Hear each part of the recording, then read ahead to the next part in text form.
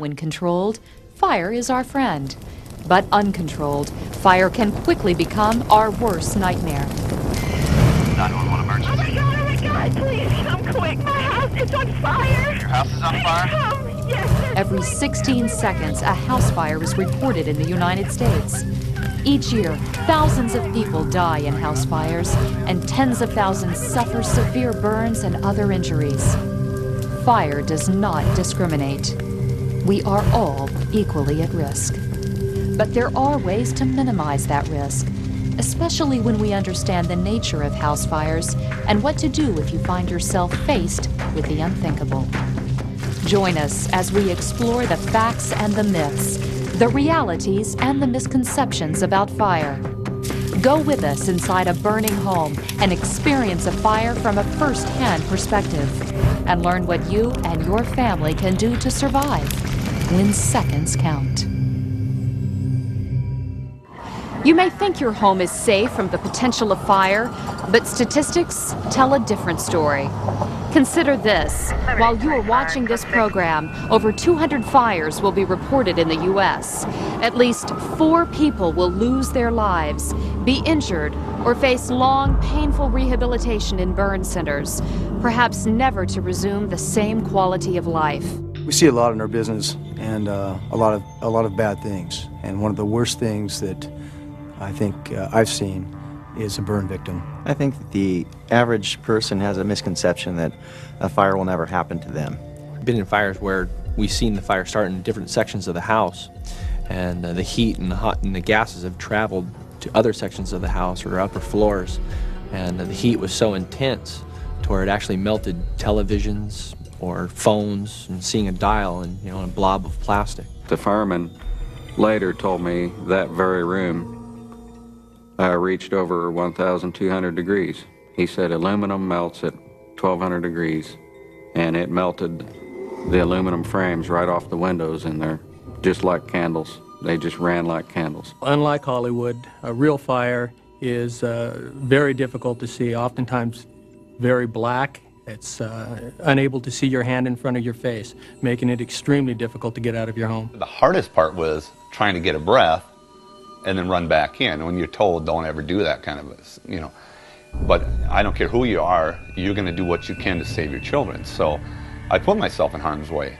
Since fire rapidly consumes massive amounts of oxygen, your first danger is being lulled into a deep, oxygen-deprived sleep from which you can't wake.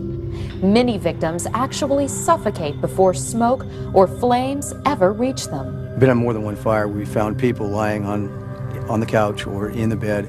They were overcome by smoke, hot gases, and they died in that same position that they went to sleep in. But imagine for a moment that you do wake, only to rise into the superheated air that hugs the upper half of this room. One breath of this air, nearly 800 degrees at eye level, can literally scorch the lungs. A burning house emits a deadly cocktail of toxic gases like acrolein, carbon monoxide, formaldehyde, ammonia, and even hydrogen cyanide. As you try to escape, you create a vacuum for the oxygen-starved fire, and in what's termed a flashover, everything combustible inside the home instantly ignites and the house literally explodes. In a case like this, you'd likely never stand a chance. Whether you plug it in, it generates heat, or uses energy, it can start a fire. And if it can start a fire, it can take everything that you love. In order to understand how effective, or in some cases ineffective, fire protection equipment can be, we must first understand the force that is a burning building. We're going to show you a story filed by ABC News Primetime's Jay Shadler as he takes us inside a burning home for a sobering look at every family's fear. This single-family home was scheduled to be demolished, but instead it's going to burn. 15 video cameras have been brought in to record the events. We also have a couple of cameras in the kitchen, which, by the way, is where most home fires begin. These 2 cameras are in a fireproof box with a clear view of the living room where the fire should begin. One smoke detector is placed on the living room wall, another in a backroom nursery. Drapes, furniture, and appliances, including a fan for ventilation, have all been brought in to replicate a typical home. And it begins so slowly, so silently. as if the fire knows to wait until you're asleep. This thing has been smoldering for 15, 20 minutes now. And this smoke is enough here to deaden your senses. I can't believe how much smoke is in there already, and the smoke alarm has not gone off. 30 minutes pass while the ashes continue to smolder. 30 minutes of silence from the smoke detectors. You wake up in those blinding, choking seconds, frantic, and if you really don't know what to do, most cases you're going to become a statistic. Steve McInerney and I will join 3 other firemen in the first team to go inside. Oh boy, it's hot on my back. It's really hot on my back, I can feel it. Oh my God! It's coming right over the top of us. The heat on my back is amazing. Look, the carpet is on fire. I got you, Steve. I can feel the heat right through my gloves. It's pitch black in here. I can't see anything. The fire is fought in total darkness. We creep along the edge of a side wall toward the back nursery. Where's the crib? Yeah, it's too hot. It's too hot. There is no way a child or adult could make their way through here. We have almost a timeline on the fire in a way, don't we? Exactly. Tell me about that. And you can see that the smoke moved back here. It's much blacker here in the back. Right. Because the smoke is seeking the path of least resistance, and that was an open door. So what happened is that drew the smoke and heat. This is the children's room. Look at this. Now look. Down here. You come across the top of the crib. That's what was in the baby's lungs, or would have been. And that's the stuff that's quiet and deadly, that just comes down on top of you like a blanket. Just because you have smoke detectors doesn't mean that they're going to work and save you or your home. Most recently, we went on a house fire where 4 o'clock in the morning, the homeowners were in bed, children were asleep, and the neighbor noticed smoke rolling out of the eaves and out of the vents.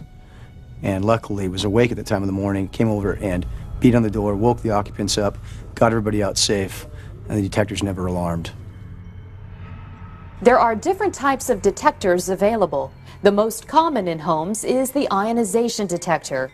Chances are you are one of the millions of families who go to sleep every night with this type of detector in your hallway.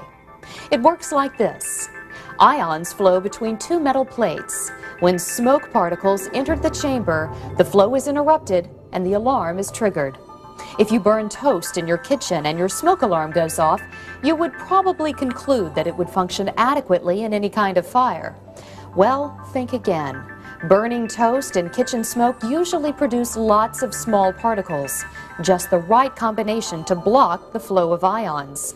But the smoke particles produced by, say, a burning sofa could have a larger charge, are fewer in number, and often don't interrupt the flow of ions. The result? Your alarm might not sound, and you and your family may not be protected. Tim DeDeer, today an arson investigator and fire protection specialist, performed the risk analysis research when he was a graduate student at Texas University. Tests showed a big quality difference in between the ionization and the optical detector, and it was a big shock to everyone. Well, there's a misconception out there that a lot of people think they have the proper protection or enough protection, and the truth is most of us don't have enough protection, and we need more. The tests found that over time, these types of detectors have a 55.8% probability of failure in a smoldering fire. I've actually seen cases where the smoke detector actually never did go off, it melted. Actually, we were standing outside watching the house burn, and we heard the fire alarms, the smoke alarms finally start beeping when we were outside. They did not go off while we were in the house. Just about a month before the fire actually happened, the fire department had been out testing smoke detectors in the area and had just put brand new batteries and tested my smoke detector. So that was quite bothersome to us that, you know, I mean, our house was full of smoke. It was billowing out of all of the windows, and yet our smoke detector never went off. My house was at the time a 4-year-old brand new home with 7 smoke detectors. They were wired in with battery backup. I knew they all worked. We were very diligent on replacing batteries and things like that for it. And that's when it kind of dawned on me, wow, I never had none of my smoke detectors were going off. So I felt a sense of, I guess, bewilderment why that didn't happen, why they weren't going off at the time. And the amount of smoke in there is what I think bothered me, is that, wow, later on, how can these smoke detectors not one go off? It was enough to hinder my breathing, so why are these not going off? In a fire, you don't realize that you lose all your everything, every picture, every video, everything that I've ever possibly worked for. It's pretty easy to say, well, I'll just go out the door, but if you can't remember where the door is or get disoriented and can't find your door, well, then you can't get out. I can't think of anything any worse. I've seen wreck victims, I've seen people stabbed, I've seen people shot, I've seen people die of cancer, but I don't know that there is anything in comparison to a mother or a father listening to their children as they're trapped in a burning home and they're not able to get them out.